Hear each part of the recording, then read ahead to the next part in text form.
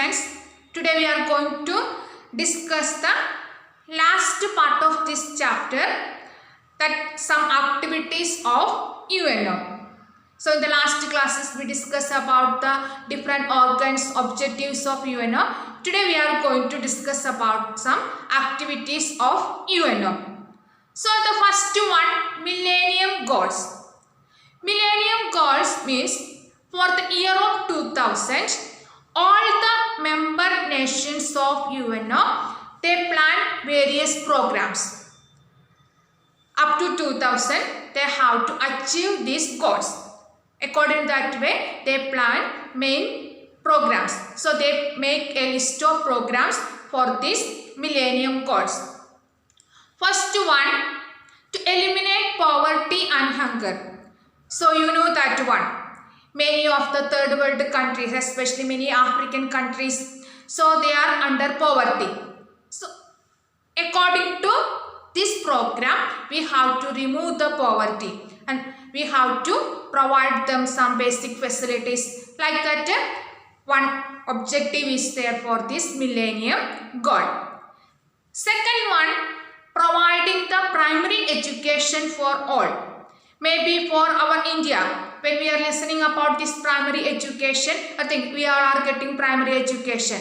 But in our India also and many other countries, still many are not getting the primary education. So providing the primary education, this UNO is started various programs.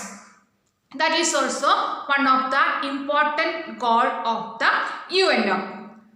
And second one, to bring women's development, the empowerment of women.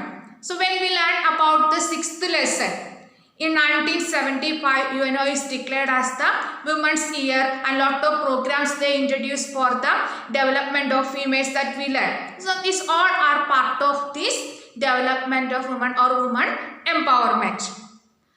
And next one is that some special programs for the pregnant ladies. So many malnutrition problems are there if they are not caring their pregnancy time properly. That is why providing the food, providing the medicines properly. Otherwise, what will happen when they are giving birth to the child also getting the problem. Just after the birth, child is dying. Like that, lot of issues are there. So to caring these pregnant ladies also, many programs through the health centers, health department, they introduced in the world, especially these underdeveloped nations. And next one is that fight against the diseases like AIDS, malaria, all this. We know that one. Malaria now we have the medicine. For the AIDS, up to now we didn't find out any medicine. So many are facing these problems. So how to help them, how to educate the people, all these programs they are doing. That is also one of the important goal of this UNO. And next one is that protect the environment. That is very important. Now lot of environmental issues are there at present, like pollution, deforestation, climate changes, like that many issues are there. So is always working for the environmental development, protection of the environment. And for this, many other organizations, supporting organization also started by UNO. For example, UNESCO, that means Economic and Scientific Educational Council. So they are coordinating all the educational and scientific development work in the world. So they are giving the scholarship, they are supporting the education institutions, like that many programs this organization is doing. That is one of the important programs of the UNO. Now next one is United Nations and Preservation of Peace.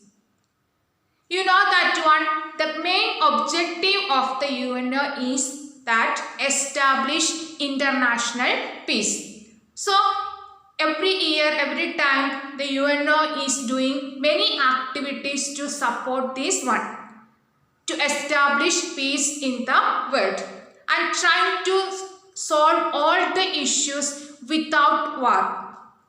And all the nations, if they are going for the war, they are trying to avoid that one, avoid the conflict between the nations.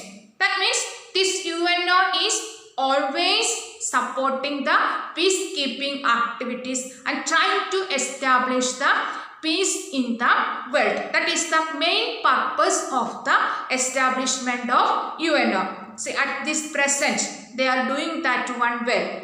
That is why day by day the number of member nations are increasing in the UNO. And any issues are there between the nations, they are appointing one person to mediate between this nation and try to resolve that issues. And next one is that United Nations peacekeeping. So one peacekeeping force is there under this UNO. The main purpose of this peacekeeping force is that in some places are there, always some issues are there, to establish peace in that places. For example, this Afghanistan. That way, next lesson we will study about that, always bomb blasts, like that terrorist activities. So many issues are there. To establish peace in such places, these peacekeeping forces are working. And one of the important tasks of this peacekeeping force is that establish and fostering international peace in the world. That is very important. And many activities they are doing. Prevention of conflicts. Anywhere if it is going to start the conflicts, they are going and they are doing the mediation and they are stopping the conflict between the nations. And actually establishing the peace. They are not simply saying, they are actually establishing the peace. That is very important. Otherwise, simply we are making policies and we are telling peace is there. There will not be any peace. Actual establishment of peace. And implement the measures for protecting the peace. If they need the soldiers, even that also they are doing. So, like that, what all the measures they wanted to implement that this force is doing. And last one is peace building. This is also one of the important activity of this peacekeeping force, peace building. So, like that, many activities they are doing for establishing peace in the world. And the last point of this chapter is United Nations and India. From the beginning onwards, India is supporting all the activities of UNO. We are actively participating all the activities of UNO.